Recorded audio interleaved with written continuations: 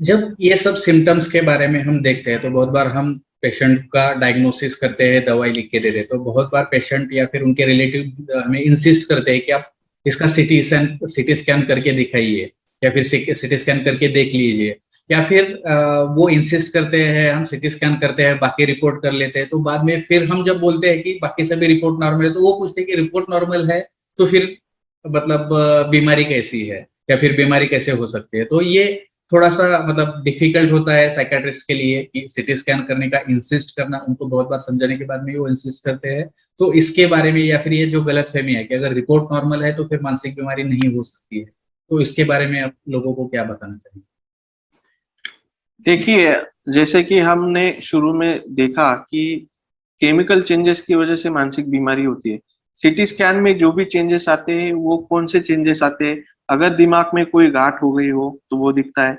दिमाग में कुछ खून अगर बह रहा हो, तो वो दिखता है। तो इन शॉर्ट सीटी स्कैन में जो चीजें स्ट्रक्चरली चेंज होती है, वो दिखती है। तो सीटी स्कैन में अगर आप केमिकल चेंजेस देखने जाओगे, तो केमिकल चेंजेस सीटी स्कैन में नहीं दिखने वाले। केमिकल चेंजेस बहुत माइक्रो लेवल पे रहते हैं और वो फिजियोलॉजिकल रहते हैं। तो वो स्ट्रक्चर जो आप सीटी स्कैन में देखते हो कि ये दिमाग दिख रहा है, दिमाग में इधर बहुत बड़ा वो गांठ दिख रहा है, बहुत बड़ा खून बह रहा है दिख रहा है, या कहाँ पे दिमाग गांठ की वजह से इधर उधर सरक गया है दिख रहा है। तो ये सब मानसिक बीमारी में होता ही नहीं है, क्योंकि केमिकल चेंजेस की वजह से ये होती है, इसलिए सीटी स्कैन में कुछ नहीं दिखेगा।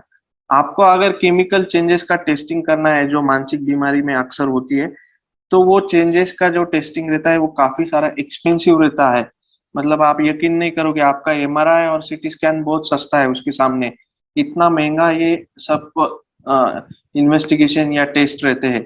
इसलिए काफी बार डॉक्टर्स ये टेस्ट एडवाइस नहीं करते, क्योंकि इतना एक्सपेंसिव टेस्ट करने से अच्छा उसका जो डायग्नोसिस डॉक्टर ने किया है, उसका अगर हम गोली दवा चालू करते हैं, तो उससे कितने बहुत कम पैसे में उसका इलाज भी हो जाता है। जितना उसको टेस्ट के लिए खर्चा करना पड़ेगा, उससे बहुत कम पैसे में वो ठीक भी हो जाता है। अगर किसी को बहुत ही जरूरत है कि नहीं हमें ये टेस्ट करना ही है, तो आप जा सकते हो, कर सकते हो। लेकिन ये बहुत महंगी टेस्ट है और ये सब जगह पे अवेलेबल नहीं है। जैसा कि हम लोग देखते हैं कि पेट स्कैन रहेगा, जो बहुत बार हम लोग कैंसर के पेशेंट्स में करते हैं, वो बहुत सारे जगह पे अवेलेबल नहीं रहता, क्योंकि एक्सपेंसिव टेस्ट है, बहुत कम जगह पे अवेलेबल रहता है। वैसा ही ये टेस्ट केमिकल्स के बहुत एक्सपेंसिव रहते हैं, तो ये नॉर्मली कोई करता नहीं है या अवेलेबल नहीं रहता है। और ये करने में कोई मतलब भी नहीं रहता है, क्योंकि इसका जितना पैसा आप खर्चा करोगे, उससे काफी कम पैसे में आपका बीमारी का इलाज भी हो जाता है। तो ये हमेशा समझना जरूरी है कि टेस्ट एबनॉर्मल नहीं आया मतलब हमें बीमारी नहीं है, ऐसा नहीं है। मानसिक बीमारियां केमिकल चेंजेस की वजह से होती है, इसलिए टेस्ट में आपके सीटी स्कैन में या आपके ब्लड रिपोर्ट में भी अगर कुछ नहीं आता है, तो इसके लिए हमें परेशान होके ऐसा नहीं बोलना चाहिए कि अभी कुछ नहीं है तो कुछ नहीं रहेगा। जब कुछ नहीं रहता, तभी उसको मानसिक रहता है, ऐसा नॉर्मली सब डॉक्टर्स आपको बताते हैं। तो ये मानसिक मतलब केमिकल चेंजेस रहते हैं, तो ये हमेशा आपको याद रखना है।